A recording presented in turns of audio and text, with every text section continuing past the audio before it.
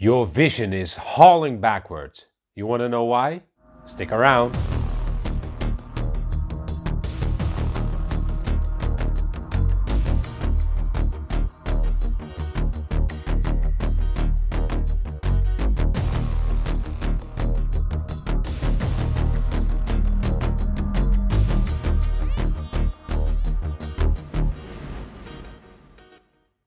And welcome back. Another Friday, another episode. And today I'm here with my special guest, Alban. He's a natural vision healer. That means that he heals vision with simple, pragmatic solutions. So we're going to talk about that today. Alban, thank you very much for meeting me for this interview, for this conversation about vision. You're a person who used to wear glasses, and today you're not wearing glasses anymore. And at the same time, you're teaching other people how to not wear glasses too. Exactly. Well, thank you for inviting me. And yes, indeed, my story is a very classical one. So at age 12, I was diagnosed with myopia. The full name at the time was evolutive myopia. So immediately they give you an idea that it's going to keep evolving and you're going to have to wear glasses for the rest of your life. It's going to get worse and worse and worse. It's going to get worse and worse. And yeah, I never really liked wearing glasses, especially at age 12. You want to, look a little good for the girls. So I was never satisfied with wearing glasses, even later when I had to wear contact lenses. And around age 32, I came across Dr. Bates and his so-called method. And that immediately caught my attention because Dr. Bates, I'll give a short summary of who this gentleman was. I heard about the method he developed. I bought his book and read it. Which book was that? So that was his book, A Better Eyesight Without Glasses. And that's a book which he self-published in 1920. And there was a second edition republished by his widow in 1943. And this is the edition that you usually find in the bookshop nowadays. And of course there was his book, but there was also a lot of other literature, because you can imagine if he died in 1931, well, his work got carried on by other people. So there was quite a lot of literature available. And I immediately bought as many books as I could, read as many as I could. And it was a bit funny because the Bates method is very often mistakenly presented as an exercise method. And it's not exactly what it is.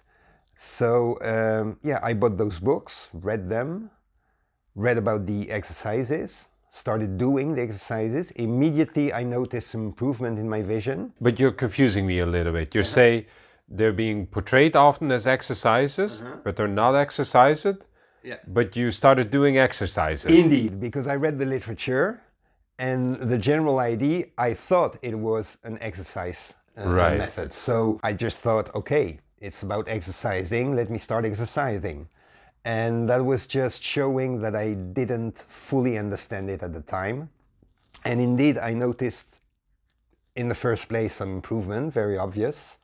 But then I noticed later on that as I stopped doing the exercises, my vision was degrading again. So there was something that didn't match, because it wasn't lasting. Yeah, because you heard that with the Dr. Bates method that you could get rid of your glasses for good. But in my case, that didn't happen. And so, yeah, at some point I thought I must be missing something. So I went to look for a workshop or, just a weekend course or something like that. More information. More information, but primarily just to get somebody who was more experienced with that method to coach me a little bit, because obviously I was missing a point and I couldn't find that in books. So I would have needed someone to explain that to me. And at that moment, I was looking on the internet and suddenly I saw that Thomas Quackenbush had his Natural Vision Center in the Netherlands. in Malden, so just 200 kilometers away from here. And I couldn't believe that, because that guy, Thomas Quackenbush, wrote a book which is about that thick, which is called Relearning to See. And it's got the unofficial nickname among Bates teachers of the Bates Method Bible. Because it's really very complete. He studied the thing from beginning to end, and he's tackling every aspect of Dr. Bates' work. So I went to Tom and immediately noticed that he also had a teacher training. So I went immediately for the teacher training and indeed understood that it was not just about doing exercises 1 hour a day, but it was about reintegrating some good vision habits. So the idea is that when you're a newborn, according to the definition, you are legally blind. Right. You cannot see. Right. It takes about 1 year for the eyes to evolve to such a point that you can start developing vision. And from that point on, the kid is just gonna test its eyes and just intuitively acquire the proper vision habits. Right. So he's gonna look, okay, if I look this way, I just see a blurry spot. If I look that way, hey, it's getting sharp outlining. Yeah. So intuitively, he's gonna adopt the second way of looking. So we can all assume that around an age of 2-3 years old, we had perfect vision, all of us. With maybe one exception is for children who are born really with a physical ailment, physical eye ailment, but these are very few exceptions. So generally speaking, we can all assume that we had perfect vision around age 2 to 3.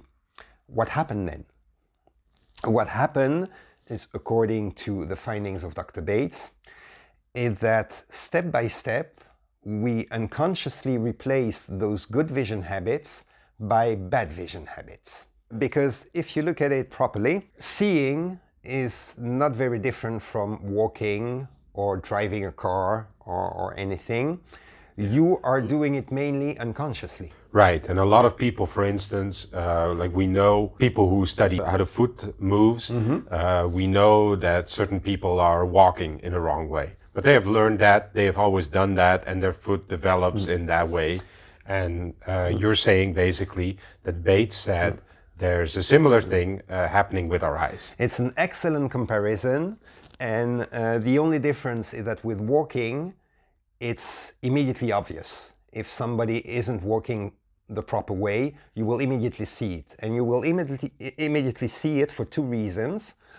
One is that indeed the person will be walking in a different way than you do, but also because you are used to see a vast majority of the people walking the proper way.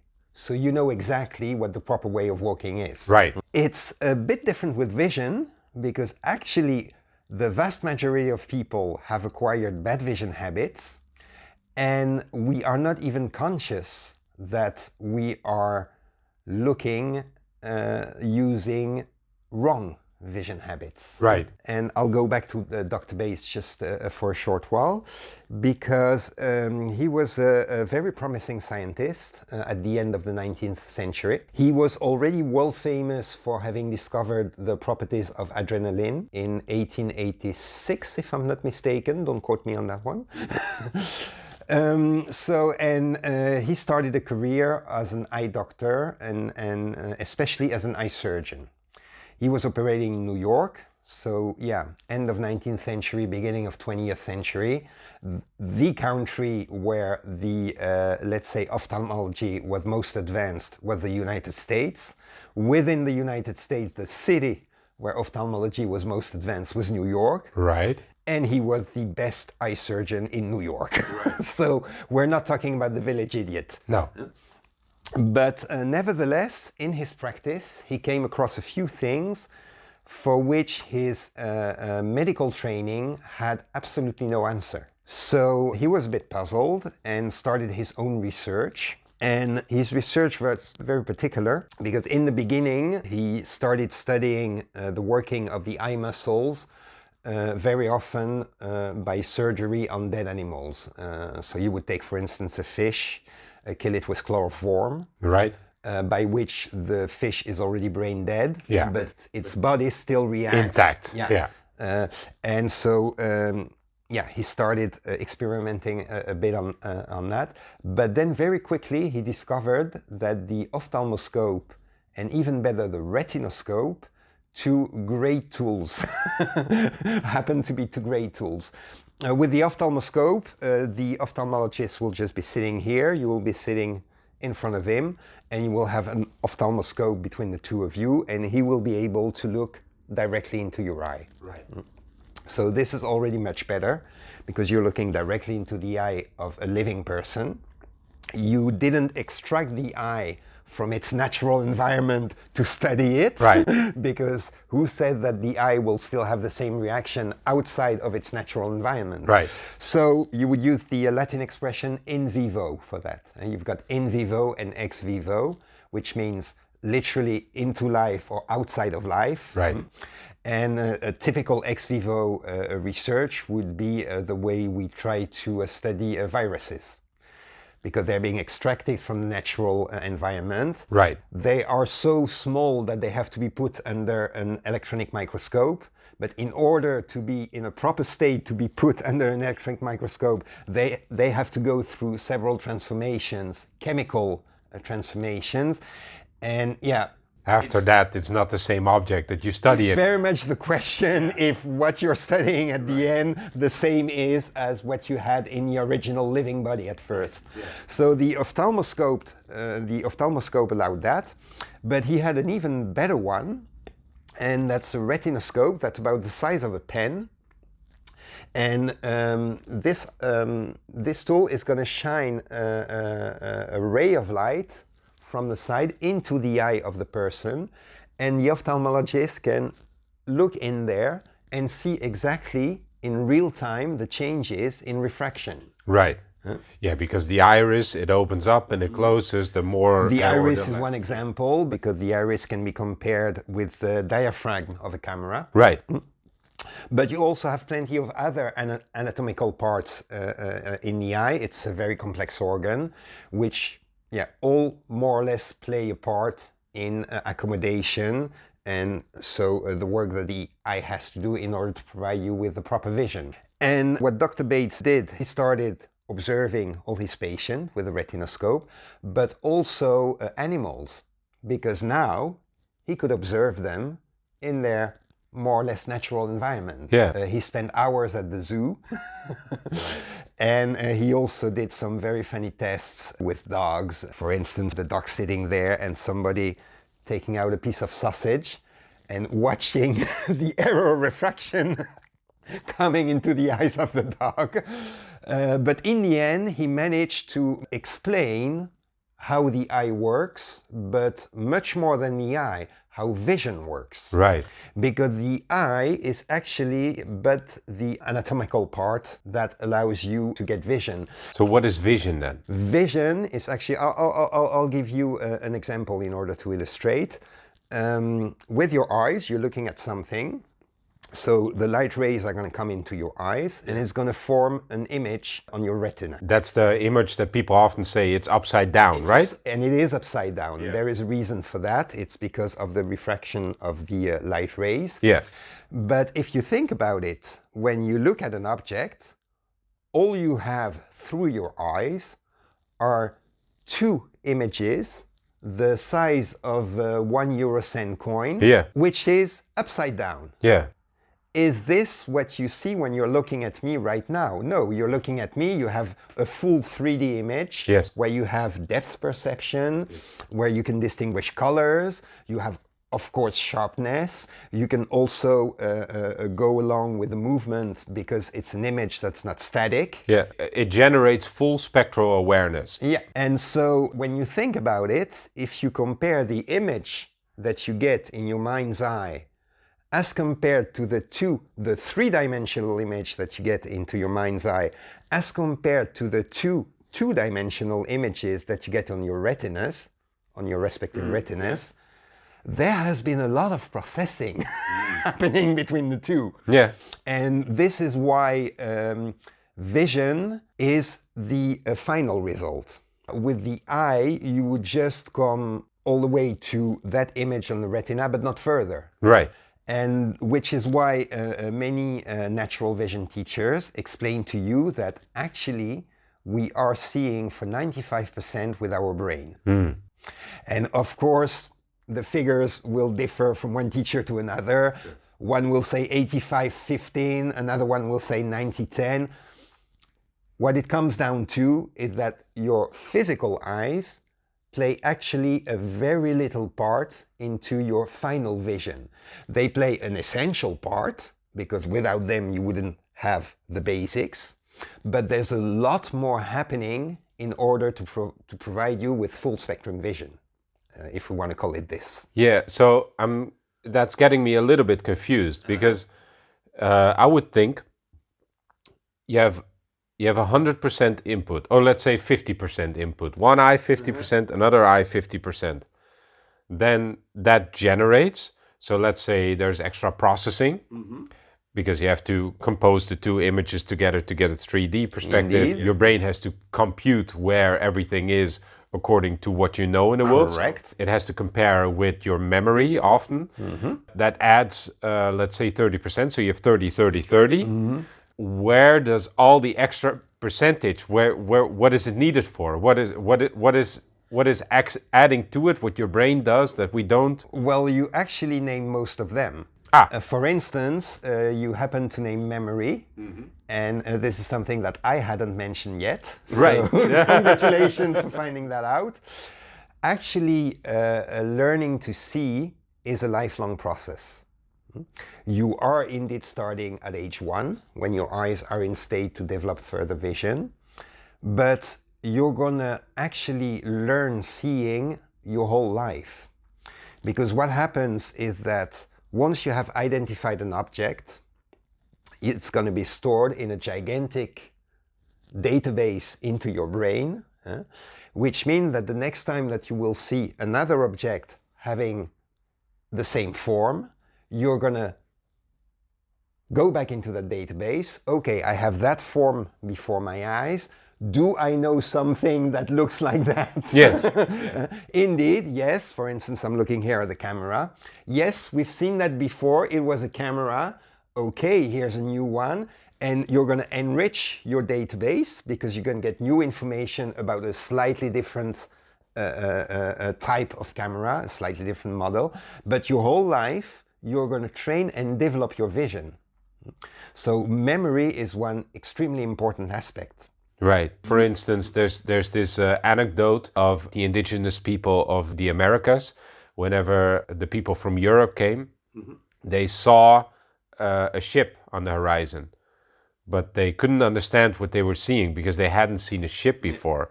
It actually goes even one step further.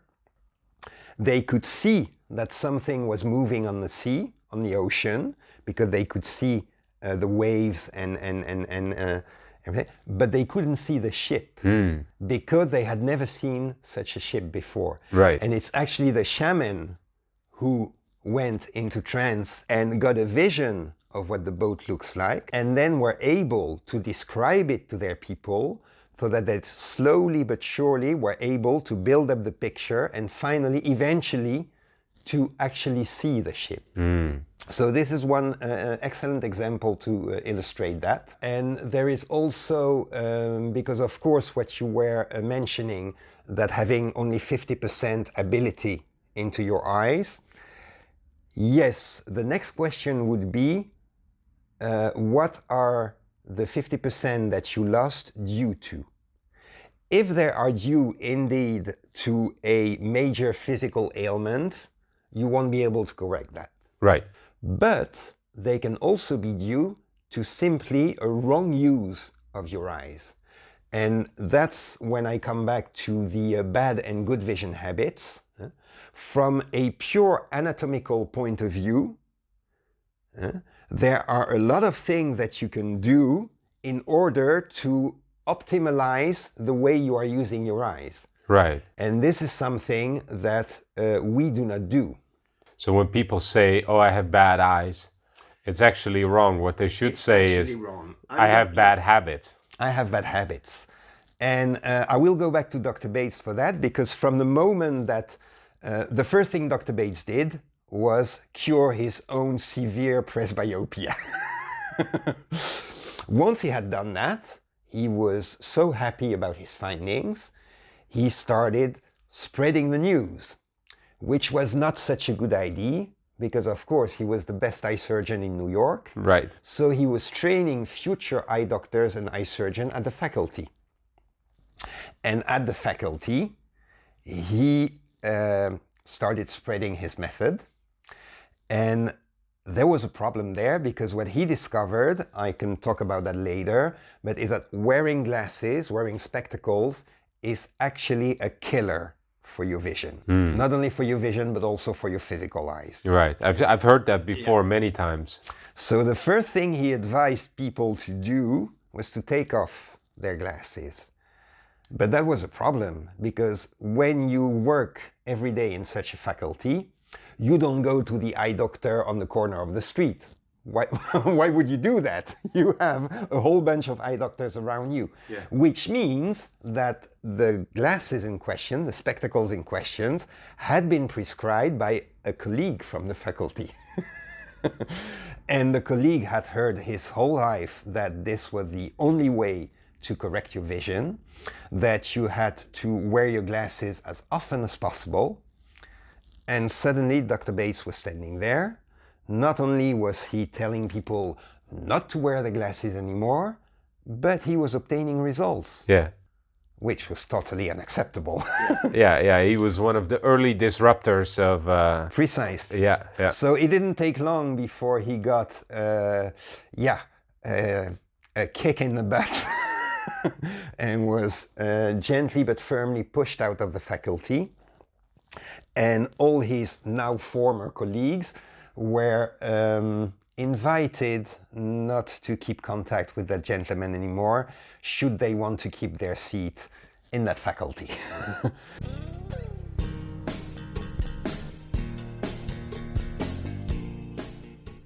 And for the ultimate quality of CBD oil, of course, you want to go to organica-cbd.com. I always forget the dash, but the dash is important. You go to organica-cbd.com, and there you get the most premium quality CBD oil that's out there on the market. You get a 10%, you get a 20%, they have a 30%, and that's the maximum amount that you really need to get your health in check. If you have any problems such as chronic pains or inflammation or whatever, the CBD oil, it helps. If you have problems sleeping, for instance, maybe you're thinking too much. I hope you don't think too much because you're laying awake of these episodes, but if you need that extra little bit of sleep, if you need that extra little bit of rest, you want to have a quality CBD oil. I give it to my dog because my dog, she has some little elderly bumps on her back. It helps. The other day I found out that the little bump that she has on her back, it shrunk.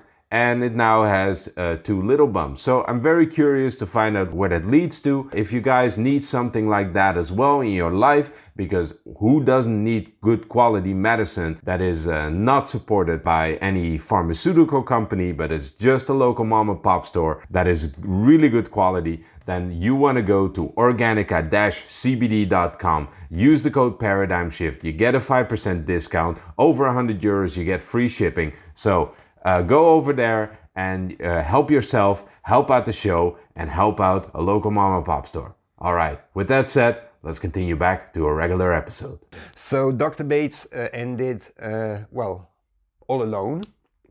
In the beginning, because they couldn't take his license because he was still the best and he had done nothing wrong in regards to medical treatments.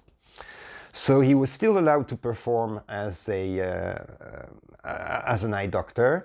In the beginning, he helped many people in the public hospital.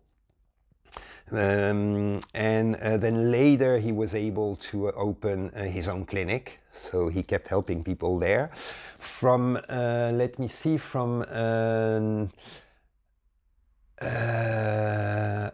think it must have been 1919 till 1930, he published his own magazine, a monthly magazine, which was called the Better Eyesight magazine.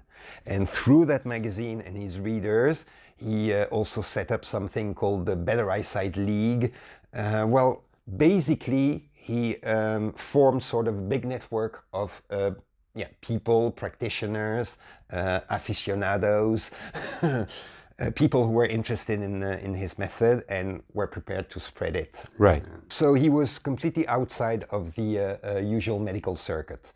And so coming back to the bad habits instead of the bad eyes, what he would do from the moment he started working with his method and so with vision, by the way, he was very embarrassed about the fact that people were calling that the Bates method. Oh, okay. He wrote in the July 1923 edition of his magazine, okay, many people have asked me what my method was called. And I found that question a very embarrassing one because I don't have a name for it, unless I can say that my method is just the method that Mother Nature has been using all along. Right, it's the correct method. It's the correct method. It was like, I didn't discover anything. I just observed and managed to find out, oh, so it works this way, but I'm not the one who discovered it. Why do you want to put my name on this? Right. I don't compare to Mother Nature. Yeah. So anyway, from the moment that he started working with his own method, he didn't do any surgery anymore, didn't prescribe any spectacles anymore, and basically just work with natural means. But what he was doing, because he was of course convinced, and he knew, he had had so many cases, he knew that he was right, but you got a patient coming in, and the patient doesn't know anything, and I'll take it even a step further, the patient has heard wrong information, false information his whole life. Right. So he had also to convince the patient that everything was going to be all right. Yeah. I'm a Bob Marley fan. What he was doing, the patient would be coming in and say, well, I've got this and that and this and that, and I see blurry, and it's really a pain in the neck. A literal pain in the neck, or? Actually literal, because this is something that Bates discovered as well. You will see you can observe it in daily life. People wearing glasses have a chronically stiff neck. The thicker the glasses, the stiffer the neck. But okay, that's something we can discuss later on, but there is a direct connection between the two. Interesting correlation. Yeah, it's very interesting correlation. So what Dr. Bates would do, he would pick up his retinoscope, observe the patient, and say, okay, I'm an eye doctor. I just looked into your eyes, and on the physical level, I do not see anything wrong. I do see you creating errors of refraction, which explains your blurry vision, but on the physical eye, I do not see anything wrong. So my conclusion is that you do not have a physical problem, you have a functional problem. And we're going to try to solve that functional problem. You're going to learn how to use your eyes in order to have proper vision. I like that language. Yeah, it's something that really seduced me when I was reading the literature from Dr. Bates, because, yeah, that's the way you should approach things. Yes. Yeah. And of course, he might have had one time out of 100 or one time out of 1,000. Oh, indeed. Did you have an accident in the past? Yeah, I had a car accident when I was 7. Okay, I thought so, because on the physical level, you do have a problem. Right. But even there, he was like, look, a physical problem is a physical problem. But if you learn the functional way, the proper way, I mean, look at yourself. Let's go back to a car accident. You have broken your shoulder. You had surgery. It's repaired now. You can function normally, but you're probably at 90% on a physical level, at 90% of what you could do before the accident. Yeah. Yeah? If you do not know the proper way of for the functional use of your shoulder, it's going to get worse and worse. But if you do keep practicing, if you know the proper way of using your shoulder in a functional way, and keep practicing that in your daily life, you might restore it. You will restore a few percent. Yeah. You might not go back to 100%, even though it's been seen that people just came back to 100%. Yeah. But it's not about the figures, it's more about the direction you're going. Yeah. And indeed, if you start using poor vision habits, it's only going to get worse and worse. If you start using good vision habits, it's only going to get better and better. Who cares if you go back to 90%, 95%, 100%, or all the way to 150 or 200%? Yeah. Because that's also a possibility.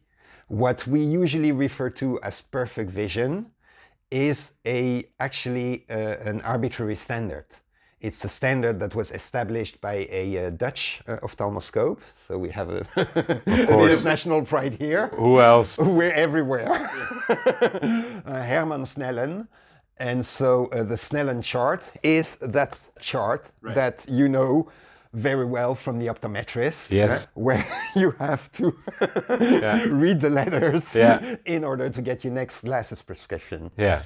And one thing Dr. Bates discovered as well was that wearing glasses is actually lethal for your eyes. Right. It's one statistics that all eye doctors and all optometrists know about, but are not really advertising for. Right, because they'd be out of a job.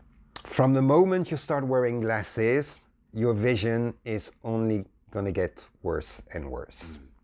And the more often you wear these glasses, the worse and worse it's going to get. Now, what's the first thing that the optometrist tells you when he hands your new glasses over to you? And wear them as often as possible. Yeah. So you can see Dr. Bates was not in line with the medical establishment, but he also had some bad looks from the industry. Right. Because, of course, the spectacles industry was a burgeoning industry, and the technology was more and more developing, and they saw benefit in there from the industry point of view. So yeah, he wasn't acclaimed by the establishment, but he was very much beloved by his patients and all the people he worked with, because it goes even further than seeing better. It's just a general approach. First of all, in my opinion, he's the very first Western scientist who very officially said, dudes, there seemed to be a correlation between the brain and the organs. Right. We seem to be one full entity which you cannot divide. Yeah. And what is the medical establishment doing, or what has it been doing for years and years? Just separating everything and not booking very convincing results, actually. I've often heard it being described as the Western mindset. It's like it has only one tool. It has a knife. And with a knife, it cuts everything apart. And if you cut everything apart, then you have all the parts and you look at the parts and you see, that's how that works, that's how that works, and that's how that works. And therefore, Western medical science, but also we could say Western science, will never be able to see the fully integrated whole, the full because picture. they're only looking at the part. Yeah, indeed. So anyway, the thing that you were saying is that it's possible to have much better vision than what our current societal standard is used to. And what does that mean? Like, am I going to be able to see as good as a hawk or as an eagle? As good or better. Yeah, I'm sorry, there is another option. you will be able to see as good, but I have to warn you, you might also be able to see better. Right. It's a possibility. Because there is no limit. We've got that standard that was established by Hermann Snellen. But let's put it this way. You're looking at the chart and every line has a number on it. You can see everything on the chart. On a distance of 6 meters, yes. On a distance of what length does it become difficult for you? Yeah, let's put it this way. 6 meters corresponds to 20 feet. Yeah. And that's why we're talking especially in the English language, we're talking about 20/20 vision. Yeah. In Dutch, we would talk about your visus, so visus, and then we would give a percentage, which is basically exactly the same because 20/20 is a fraction. Yeah. 20 by 20 is just 100%. But what it means that your eyes are being tested on a distance of 20 feet. And there's a reason for that, is from considering the anatomy of the human eye, beyond a distance of 20 feet, we don't accommodate anymore. So within the first 20 feet, our eyes will accommodate in order to focus on something. Mm-hmm. But as of 6 meters, they will just look the same way, whether it's 6 meters away or 60 or 600. Right. So that is why usually the eyes are tested within the first 20 feet. So if you hang the card at a distance of 20 feet, all the lines have numbers, and the line number 20, if at a distance of 20 feet you can read that line perfectly, then you have 20/20 vision. All right? And 20/20 is 100% vision. Yeah. Suppose that you, on a distance of 20 feet, you can only read the 40 line. Then you have a vision of 20/40. Right.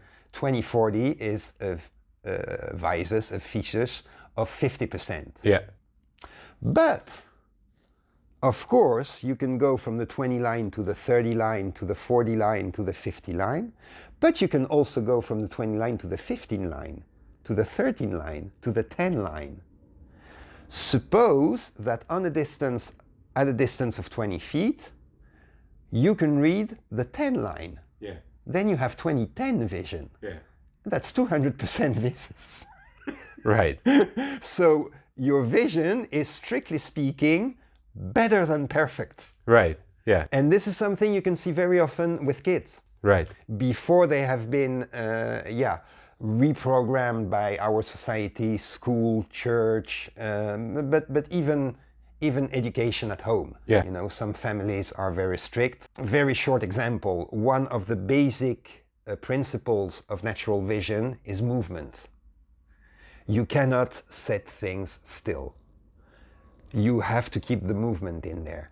What's the first thing you hear when you go to school? Sit still. Right. Or even worse, be still. Yeah. But in a way, at home, in how many families are you supposed, when you're eating, to be moving as little as possible? Because otherwise it doesn't look polite. Yeah.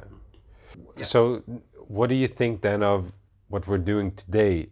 Because many, and especially a lot of children are growing up this way, but we all have these little devices with flat screens that we put on, this kind of distance, and some people even put it on this kind of distance. And if it's not this kind of distance, then there's something over there that we're looking at, and we're always looking at a fixed position, at a fixed screen. Our eyes are not used anymore to look at anything like that, because that is designed to grab our attention. Yeah.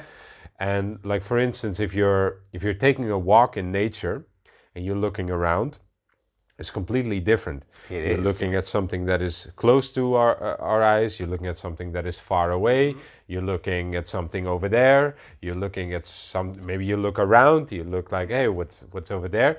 You're interested and captivated by the natural way of how things are. And meanwhile, we have a whole generation growing up which is not taught any of this, which is taught bad habits, which is taught bad vision. What is your perspective on this, and is good vision, can it harmoniously coexist with the 21st century? So I will first answer the last question. Yes. And then I will go back to the previous questions. That's hopeful, yeah. Just to make it a bit hopeful. Yeah. No, indeed. First point is, granted, though all those habits we have with screens, and we're not living in a very healthy way in regards to our vision and our vision habits. That's the bad news. And indeed, children, especially the new generation, are growing up with this, and they're acquiring very bad habits at a very early age. And that's kind of worrisome. There is a second aspect which you mentioned. In this case, it's not just about the eyes and the vision habits. There's also a lot playing with the brain. Those screens are designed to capture our attention and put us in a half state of trance in order to make us more receptive for all the stuff it's throwing up on us. Yeah. So that's the brain aspect. The good news is that, as such, these objects are just innocent objects. I don't deny that there might be some ill intent behind them by the people who produce them, but the object as such is just an object. And here's a scoop, because I have many students telling me, yeah, but you know, I work and I'm 40 hours in front of a computer. And the good news is the computer is neither bad nor good. I mean, you could work for 8 hours in a row in front of a computer. If during those 8 hours you have practiced good vision habits, at the end of the road you will have only improved your vision. Oh, that's very interesting. If you work just 8 minutes on the same computer, but practicing bad vision habits, at the end of the road, very short road at 8 minutes, you will have only made your vision worse. So as such, those objects, those screens, intrinsically, they're not bad. But we are using them in a non-proper way, and they have been designed to be used in such a way that we use them in a non-proper way. You know, there is a sort of an ill intent behind it. But the object as such is neither good or evil. And in order to illustrate that even better, I'm going to go back to Dr. Bates, because in his times, the new invention was the movies. So people were going to the movie theater, and there were already some worries at the time. I think television was not even there yet. And Dr. Bates had a whole lot of exercises, of activities and advice he could give to his patients. Oh, and by the way, when you go to the movies, do this, this, this, and that, and you will only improve your vision. Right. He was sometimes advising people to go more often to the movies, because that was the perfect opportunity to be in a setup where you could train specific aspects of good vision. Right. Yeah. And later on, that must have been, it's a booklet that's impossible to find nowadays, but one of the followers of Bates wrote a book which was called, it was much later because that's when television started appearing in the living rooms of the standard American families. And I'll just give you the title of his booklet. It's Improve Your Vision with Television. And I've seen that booklet only once because Tom managed to get a copy of it. So when I was, of course, he gave me full access to his library when I was in teacher training. And it's a great booklet, but it just typically illustrates that indeed, if you just crash like a couch potato at the end of your day, don't want to think of anything anymore, and are just letting yourself being absorbed and hypnotized by, it's not going to be very good, first of all, for your mental state.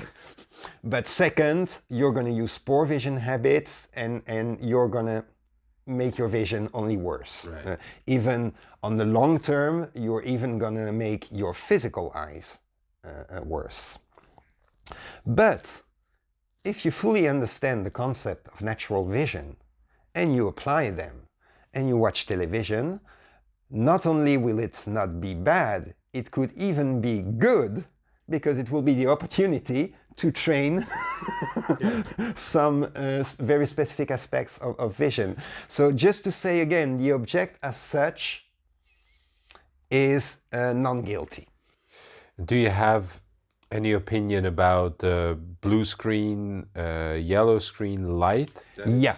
So that would be a different aspect, because in this case, of course, lighting is quite important for good vision.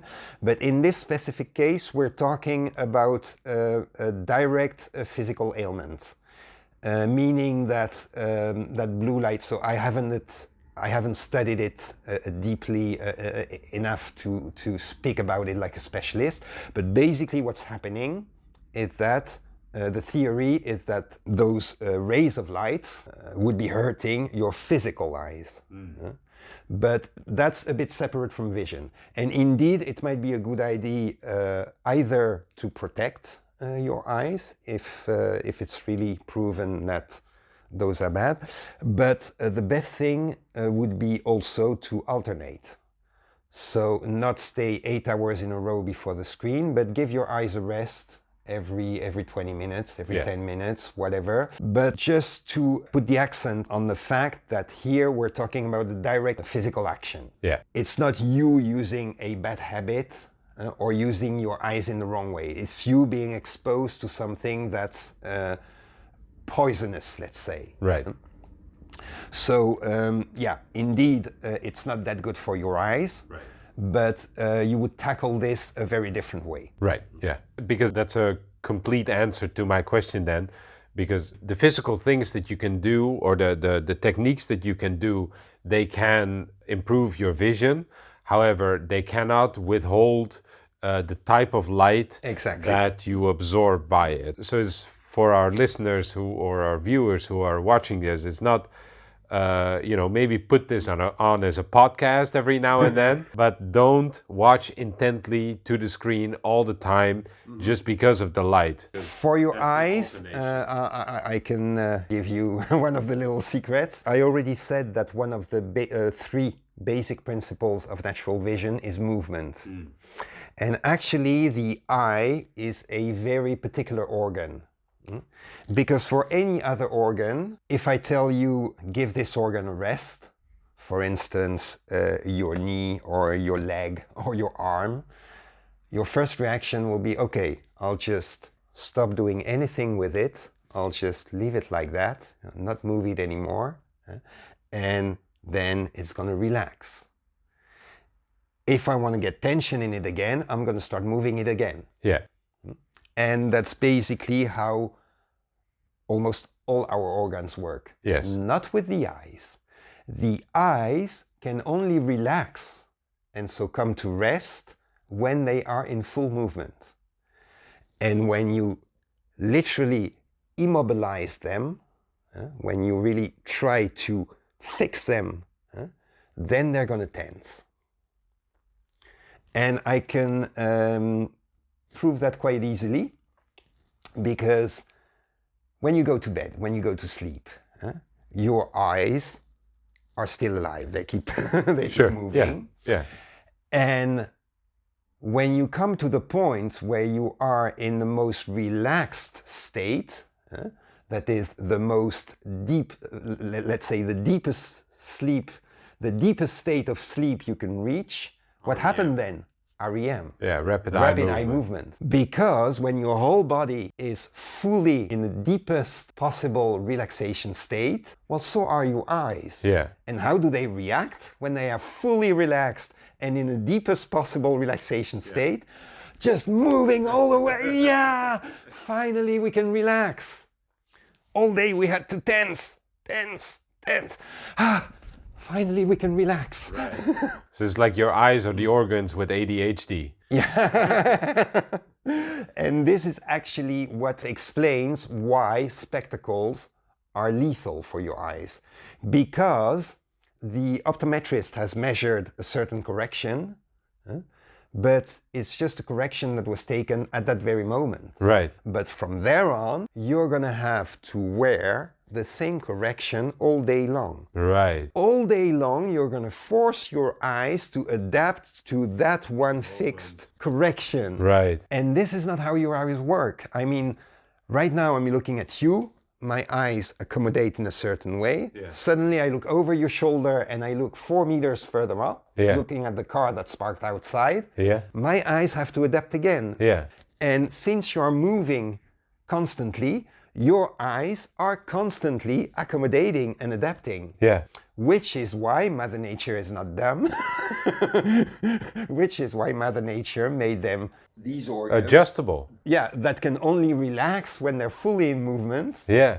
And that will tense if you try to fix them or immobilize them. Yeah. That's very interesting. I never thought of it like that. I never thought that we have organs that need to rest by moving, because it's kind of, it seems a contradiction in terminus. It's completely counterintuitive. Yeah. But you will discover some counterintuitive things if you learn about natural vision improvement. Yeah. Actually, if you learn about true biology. I have the same thing in the Germanische Heilkunde, which is also a biological approach of medicine in general. And even there. It's interesting because also if you look at it symbolically, people say the eyes are the mirror of the soul. The mirror is a reflection, right? And the soul is something that is not the physical, right? So it's almost like the eyes are the gateway, but it's not only that, it's like the image that you're seeing behind your eyes, it's turned upside down. The movement, they're in rest when they're moving. So it's almost like everything surrounding the organs of the eye, everything is upside down. Yeah. It's very interesting symbology. It's also a very interesting organ in the sense that from an evolutionary point of view, in the first place you had the brain, and you had those two parts which were part of the brain that extended outside. Light receptors. Yeah. And at the end, it formed the eyeballs. Yeah. The connection was later transformed into the eye nerve, but physically speaking, from an anatomical point of view, the eyes are just an extension of the brain. Right. Which also goes back to that statement, we're actually seeing with our brain. Right, yeah. And anatomically speaking, the eyes are actually part of the brain. Right. They have a direct connection. Okay, you have other senses which have a direct connection to the brain, but they are not an extension of the brain. Right. For instance, your ears, also for your sense of smell, so from the point of view of the nerves, of the nerve connections, they have a direct connection to the brain. Right. No doubt about that. But physically, they are not an extension of the brain. No. The eyes are really just a part of, they seem to be sort of the two windows for the brain, just to have an opening on the outside world. Right. Yeah. Yeah. I keep thinking of a slug or a snail as well, which are almost exactly that metaphor existing within an animal. Yeah. And it's one fascinating thing when you start studying natural vision improvement is when you start studying as well animal vision. Because you have slight differences which allow you to explain many different things. And Dr. Bayes observed animals a lot because he was like, he knew already, okay, the human being is already slightly distorted. He was aware that we live in anorganic societies, non-biological societies. Right. So he knew, okay, I can observe humans, but if I really want to understand the basics, how Mother Nature intended it, I'd better go to the animals. Yeah, makes sense, yeah. So You're teaching this. You're a teacher in natural vision Improvements. improvement. Can people do this online? You give courses, or how can they? I do give courses. Unfortunately, I refuse to give them online Right. because, okay, you have the general concepts and the theory and the activities, but don't forget that when you start tackling things from a biological point of view, you are never treating an ailment. You are treating an individual. Right. So I want to see in my course, I want to see each individual reaction so that I can really give targeted advice to that person in particular. But I'll tell you more about the concept of this course, because of course, if you just Google Bates teacher, and you will find a lot of sites of people who claim to teach the Bates method in a proper way. Exactly. I must say that many of them, in my humble opinion, haven't fully understood. What are they missing? One very common example would be that they present it as an exercise method. Right. And from a commercial point of view, it's very interesting, because then you can say to the person, Sell the exercises. yeah, I have exercises to sell, buy them. And then if it doesn't work, oh, you're not exercising enough. Right. Yeah. So I wash my hands. Right. But that's not what it's about. And those people, in my humble opinion, are just out for money. And it might not be a coincidence that their pages appear on the first page of the Google search results, while the true vision teachers would be relegated to the 5th, 6th, if not 10th, 20th page. Well, we're trying via YouTube right now, so it might reach. I do not want to criticize Google too much on this platform.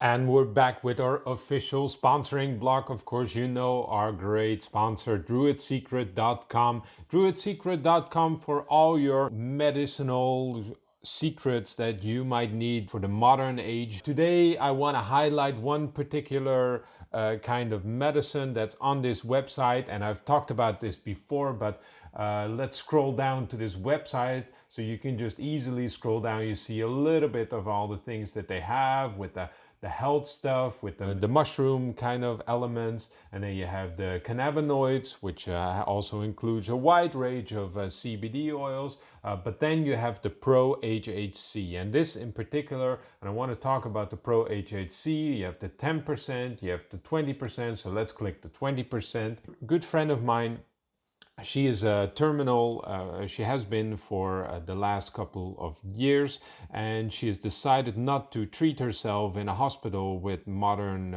medicine, and she has decided to take her own route.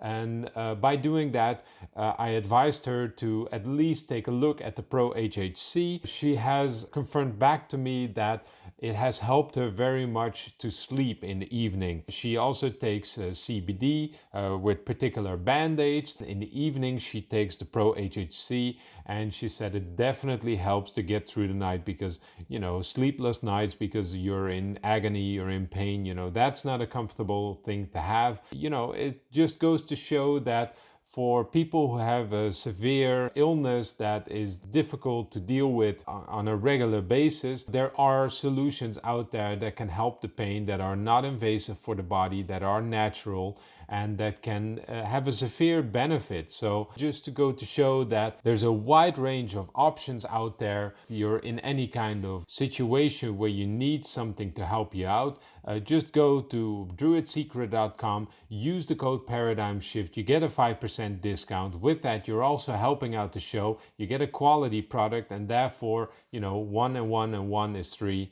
We're all helping each other out. It's a mom and pop store. It's not just one big conglomeration of pharmaceutical people who are in there. You know, it's an honest, healthy store, and I'm very happy to recommend those to you, and I'm very happy to be associated with this product. So with that, let's continue back to our episode. No, but just to say, I could give the course online Yeah. and make a few bucks on that. Yeah. But I would be pushing my students to make the exact same mistake that I made in the beginning. Yeah. When I just bought all those books, read them, and thought that I could just... No, this is something that you have to experience. Right.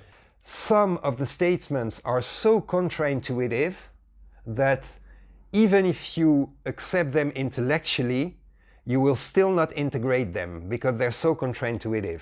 If, on the other hand, I have you perform an activity where it will become obvious, you will experience by yourself that, oh yeah, indeed, it does work like this. Yeah. So, I never thought. Yeah. Then you accept it. Then you will accept it, you will integrate it, because that's what it comes down to. Dr. Bates was saying, normally, good vision habits are used unconsciously.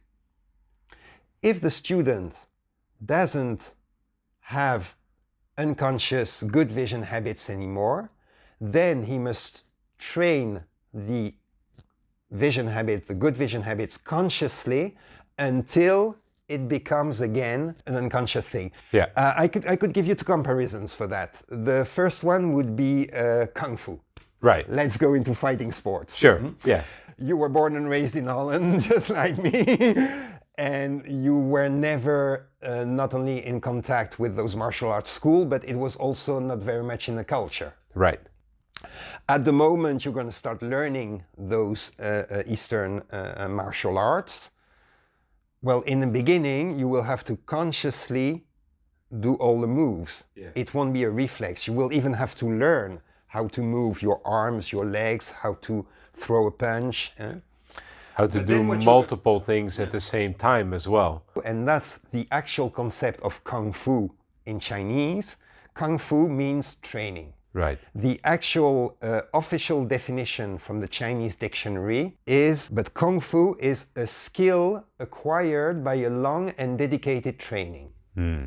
So it's not just martial arts. A cook has Kung Fu. Right. A dancer has Kung Fu. Even a typewriter or a sewer has Kung Fu. Yeah, yeah. And this is what you're going to do then in your martial arts training. You're going to repeat the movement endlessly until they become really integrated into your subconscious. So that on the day that by accident some fist is coming right at you, without you knowing it, just unconsciously, it will be your autonomous nervous system reacting. You're going to have the right gesture to stop that fist. Yeah, yeah. And eventually the other right gesture in order to make sure that person doesn't deal another blow. Yeah. But that's one way you could look at it. The reason I use that comparison is that there is then a difference. If you learn those Chinese martial arts, you come as a blank page. Yeah. You've never learned that before. So it's going to take a little while to acquire those skills. Yeah. The good news with good vision habits is it's not something new, because we've established before that the vast majority of us at an age of 2-3 years old had perfect vision. Right. So those good habits, not only did you know them, but very early in your life, they were fully integrated. So it's not a matter of learning them, but it's a matter of reconnecting with them, of relearning them. I see. And so, I can give a second comparison just for the listeners, because not everybody will identify with martial arts training. Or just take learning to drive a car. In the beginning, because the habits are not yet unconscious, you suck. You suck. And you have to practice those habits consciously in the beginning. Okay, I press the pedal. I engage in the first gear. I press the other pedal while I release the first one. Yeah. Okay? In the beginning, it's all coordination. You have to consciously think about everything. 20 years later, when you've been driving for kilometers and kilometers, well, I'm sure your viewers will, our viewers will recognize that. Yeah. Well, many of our viewers are American, so they even have it easy with their automatic cars. Yeah. But the example I want to give, it's probably happened to you one day that you step into the car, you're going somewhere, you're consciously busy, you've got an appointment, and all of a sudden your thoughts just go somewhere else, and you think about that, and all of a sudden you're in front of the door of your appointment, which means you've just been driving for 20 minutes. Yeah. But hell, you don't remember a single second. No. You're wondering who's been driving the car. Who's been driving the car? So yeah, this is what we want to reach. Yeah. And in this sense, that's also a way to illustrate why natural vision improvement is not an exercise method. Right. Try to imagine if you try to learn driving a car by just doing every day 1 hour driving and then the rest of the day completely forgetting about the car, not think anymore about any move, and just the next day, okay, now for 1 hour I'm going to concentrate on this. Yeah. And is it comparable to, for instance, doing all the movements but not starting the car? Or it'd be like, okay, I have to try to put the wheel, I have to do the sticks, I have to do the pedals and everything, I have to look and everything. But without the driving, you're not integrating them in actually what it is that you're doing. That would be a comparison, because indeed, basically what it comes down to is that in one case, you have your knowledge of how to drive a car, and you just keep it in your pocket. And the moment you step into a car for half an hour a day, you're going to use it, but then you're going to forget it again completely. Yeah. Which means that on the next day, you will have to start again at zero. Yeah.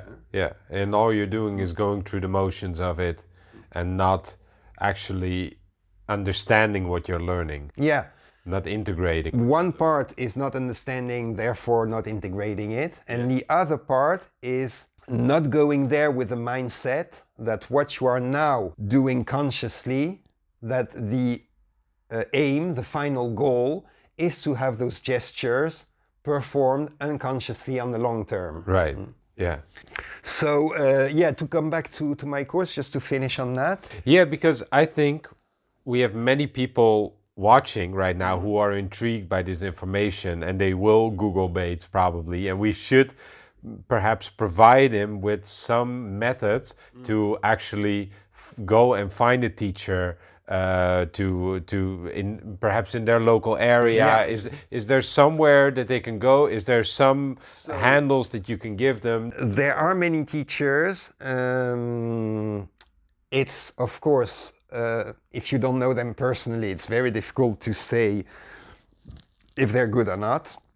The first thing I would advise is stay away from online courses, because it's like, can you imagine learning driving a car purely online? No, at some point you have to sit in the bloody thing and have somebody sitting next to you who's been driving the bloody thing before. Yeah, and press the brakes. Yeah, and who can correct you if you're doing something wrong, who can explain to you if you're doing something right, why it was right, and if you're doing something wrong, why it was wrong. You will need that contact at some point, because this is the only way for you to integrate it physically and intellectually. Yeah. So I would say, if you come across anything that says online course, restore your vision within 14 days, run away. Run for your life. So the best thing would be to find a physical teacher. Yeah.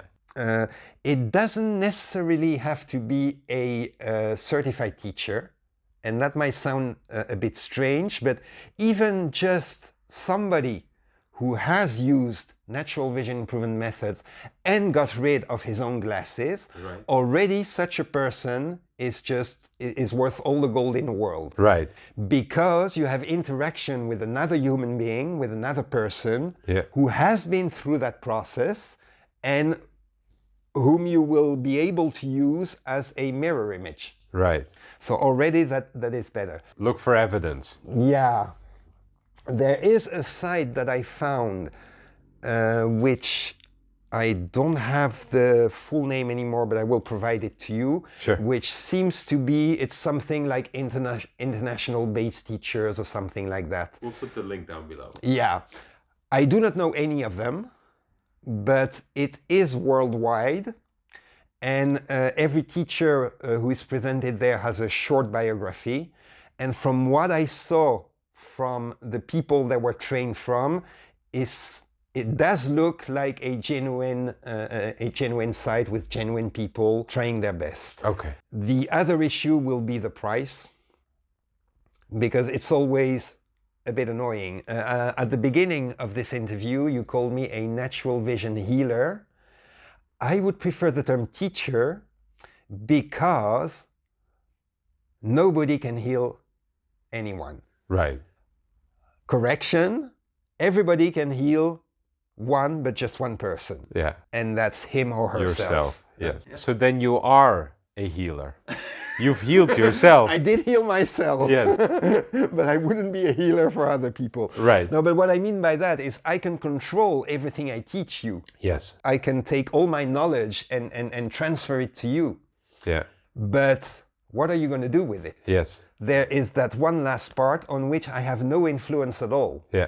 I'm being 100% honest. Yeah. And I'm saying to my future students, look, I cannot promise you that you will restore your vision. Right. I can promise you that you will make some progress. Yeah. I can promise you that what I'm going to teach you does work. Yeah.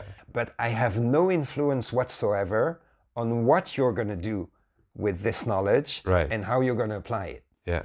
So that last bit will be dependent on you. And it's always a bit embarrassing as a teacher to say from, hey, if it doesn't succeed, if you don't succeed, it's your fault. Yeah. But this is the case here. Yeah. Yeah. For that last little bit. But it is definitely achievable. It is definitely achievable. And coming back to the price, it's always an issue. Yeah. Because if it doesn't work, it's not worth a penny. And if it does work, it's priceless. Yeah. So how do you define a price? Yeah. So this is the only danger I see in the site that I'm going to mention. Right. If those teachers made it to some sort of international association and have an international site, I suspect the prices might be slightly higher than what you would find in your local area. Yeah. And I have a student in my last group who did try to contact two of those teachers, and the prices were indeed much higher. Look, I'm doing this at the moment in a very local way. Yeah. So I'm offering a course of 6 lessons. For each lesson, there's a slot of 4 hours that's been reserved. So the full length of the course is 24 hours. Before that, I also have half an hour individual interview, just in order to get your specific profile. Right. During the course, I remain available. The lessons are given every week. I remain available during the whole week for my students can call me, mail me, telegram me, Zoom me, whatever, if they have any question. Yeah. What I'm offering is actually more of a basic package, which my aim is not to have people's vision restored at the end of my course, but at the end of my course, I want them to have had that paradigm shift, all that knowledge which has completely shifted the way they understood vision. Right. Number 2, I want them to have a toolbox, so I give a very basic set of activities. And number 3, I want to have given a kickstart to their personal vision improvement journey. Right, yeah. Because nobody will make you get rid of your glasses after just 6 lessons of 4 hours.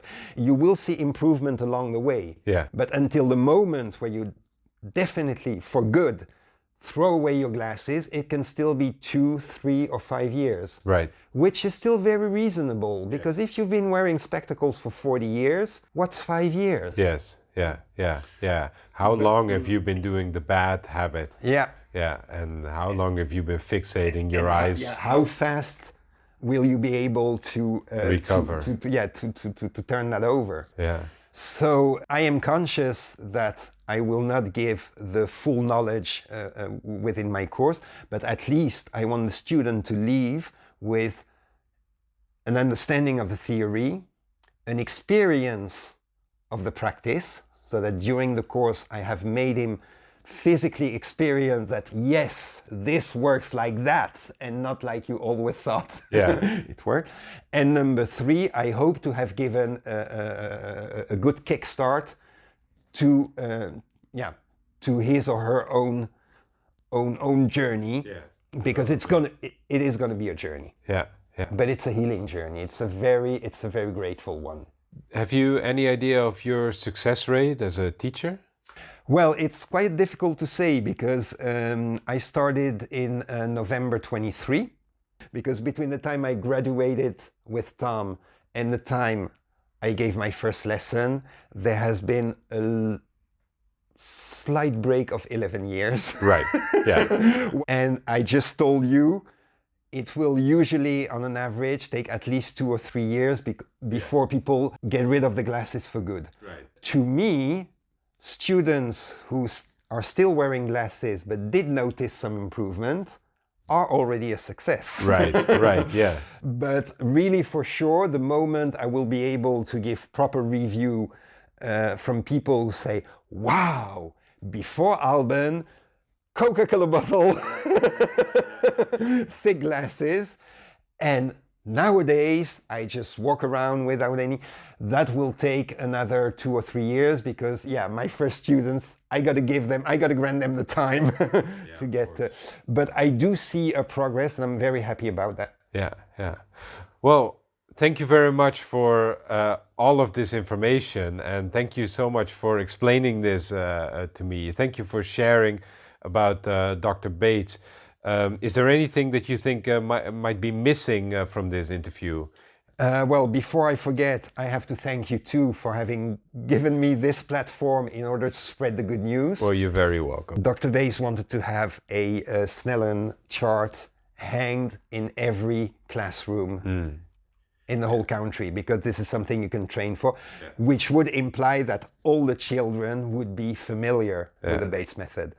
And this is something we have to go for. Perhaps it's better, instead of having constant testing of children's eyesight, instead we should replace it by constant training of eyesight. Yeah. And then perhaps we would get a little bit better results and a little bit more training just to institutionalize better habits. Yeah, the only trouble is, of course, we're talking here about a very holistic thing.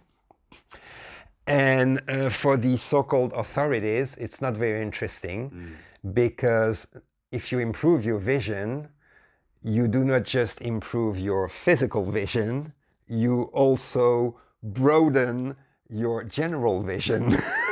You mean your worldview. It will not be very much encouraged by the authorities. Right. Well, I mean, we're in a time right now where that might not be the most important thing anymore. And perhaps there's some people, pilots, for instance, you cannot fly with glasses. Yeah. So perhaps there's people who are very interested in that, who are already very bright, who are already very interested in that. And we can kind of raise more awareness about this, and I think it would be better for all of humanity if we can expand our vision on all sorts of subjects. It's all about planting seeds. But this is the reason I wanted to finish on that. That's indeed, it's a very holistic thing. And my teacher, Tom, told us that the best compliment he ever got was from one of his students. And she said, Tom, you got the wrong title for your book. You shouldn't have called it Relearning to See. You should have called it Relearning to Live. And the reason I'm mentioning this anecdote is that I want people to understand that it's part of a whole. Individual literally means, from an Etymological, point of view, it means the undividable. The human is one complete system and you cannot divide it. So I've been talking today about natural vision improvement. It does work. The concepts are correct. It is not something that you can use separately from the rest. Don't think that, hey, I'm going to learn natural vision improvement and not change anything on any other aspect of my life and it's going to work.